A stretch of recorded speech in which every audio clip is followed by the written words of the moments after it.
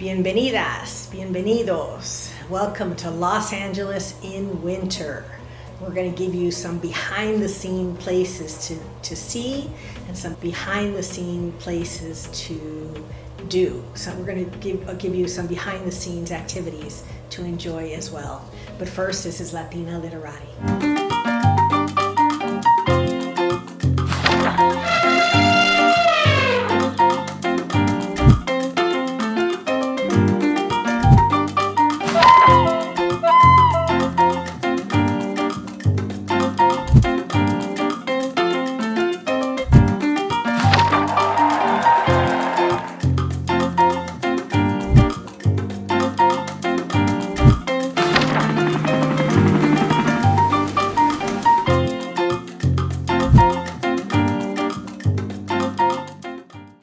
If you visit Los Angeles in the winter, there are far fewer visitors, far fewer lines, and so you can get to see some of the things perhaps that if you came in the summer would be far more crowded.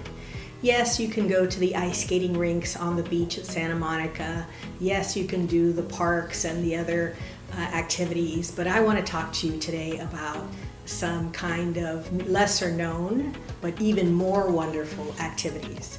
As they say in Los Angeles, Nuestra Señora de Los Ángeles, some people are living the dream and others are just hallucinating. So you can watch for the people and judge for yourself because it's a great place to people watch as well. The first recommendation is the LA Phil, Los Angeles Philharmonic. And you may say, what? A symphony? But this is not just any musical group. It is headed by the musical director, Gustavo Dudamel, and he is the conductor of the hour. He was a child prodigy out of el sistema out of Venezuela. It's a system that gives free musical education to all children, and over 1 million children are involved in it, and Gustavo Dudamel came out of there to just take the international scene by storm. There were bidding wars to have him come to the LA Phil, the Los Angeles Philharmonic, and he is the super conductor, the man of the hour, the most engaging and amazing conductor of our generation. So really say, take a moment. He's got some Mahler concerts coming up. Get to know Dudamel. He's an amazing conductor, and it just so happened that some years ago, when I first came to attend a concert at the Disney Theater, the acoustics are really good, the warm woods are beautiful, but it happened to be the conductor Dudamel's birthday. And so after the concert, the entire orchestra led us in a happy birthday to him, and they brought out a cake, and it was really beautiful. His whole response, so much love for him and his love of everyone who wants to listen to music. Los Angeles is blessed with dozens and dozens and dozens of museums. It would be impossible for you to see even a large selection of them on any particular visit. But if you plan ahead and can get into the Getty, you need to do that, either the villa or the museum. There are two separate locations that you can look at visiting. If you don't, there are still other museums that are worthwhile, and so here are some of them.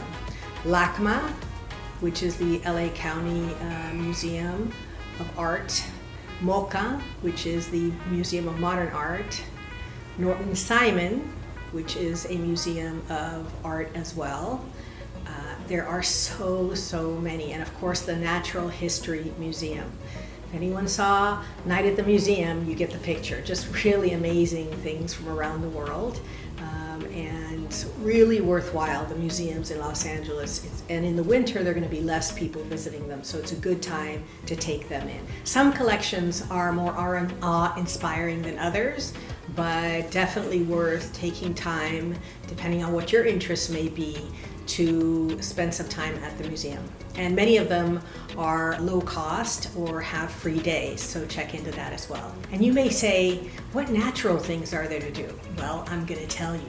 You know the Hollywood sign, say hello to Hollywood? That you can actually hike up to that sign. It's not even 2 miles, so it's just a very small trek. You can take a picnic, maybe some bubbly, and enjoy the view from the Hollywood sign. Totally recommend taking the Mulholland Trail up there. Really worthwhile. It's a completely different perspective. And how many people actually go up and touch the words Hollywood on the hill? So really, really recommend it. It's a wonderful way to spend a day. And depending on the weather, another unique activity is you can ride a gondola in some of the waterways in Los Angeles. So you don't have to go all the way to Vegas to go to the Venetian. As someone I know once said, oh, I prefer the Venetian gondolas to Venice because you don't have the pigeons. Imagine not wanting to visit St. Mark's Square because you don't want to deal with the pigeons. In any case, you don't even have to go to Vegas. Right here in Los Angeles, there are gondola rides, and so that's a fun way to take a look at the shoreline and the architecture of some of the smaller cities along the coast. That's a unique activity to try, and I highly recommend it as well. As they say, the best part of winter is watching it on a screen from sunny California. And so you can take advantage of the weather. Even when it's cold in LA, it's not really cold. I mean, there's relative, it's actually fine. It's not cold. Although people here are really overdressed for 60-degree weather. And now for my favorite part of the video, the book recommendations.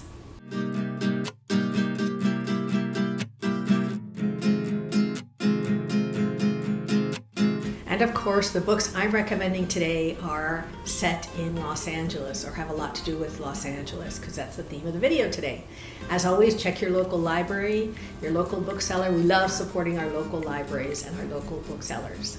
So the first book I'm going to recommend is called Ask the Dust by Josh Franti, and this is considered kind of a defining novel about Los Angeles because guess what? It is about a struggling writer trying to make it in LA. And so what I would say is it took place almost 100 years ago during the Depression. It's still as applicable today that you have to stay strong and follow your dreams and make sure that you do what you need to do to achieve your goals. So highly recommend it as kind of a defining novel of Los Angeles. The second book that I'm going to recommend for you is Death is a Lonely Business by Ray Bradbury. The great science fiction writer Ray Bradbury wrote this book that, like himself, was a struggling writer in Venice Beach. And he turns detective when strange things start happening to him. So again, great read, wonderful author, highly recommend the book. One cannot and should not visit Los Angeles without really recognizing the role of the Mexicanos, the Californianos, the people that first basically stole the land from the indigenous people of California. But they were here for several hundred years before the invasion from the east with the gold rush and the 49ers, only about 150 years ago. So we're really talking about relatively recent history. In fact, it was 100 years ago that there was started to be what we can now call a border. Many people went back and forth, worked on one side, worked on the other. And so to have this concept that there has always been a border is simply a lie. There have been needs, economic needs, and there have been businesses that have literally gone over the border, brought workers back whenever they need them, and then when they don't, many times they would call authorities to take them back. So again, a lot of abuse in the construction of the economy of California with regard to immigrants, but I think it's important to recognize the role, the central role, the pivotal role, the foundational role of Mexicanos in Los Angeles. And so it would be remiss of me not to include at least one novel about the experience of Mexicanos, Chicanos, Chicanas, and Mexicanas in the area. And so the book I'm going to recommend is called How to Be a Chicana Role Model by Michelle Ceres. and she unfortunately has passed away, but the novel is a really poignant look at the life of migrant farm workers and also their contributions to everything we eat every day. I were to say one thing, we should have nothing but gratitude to those who come to this country to do work that is the hardest work there is of the economy.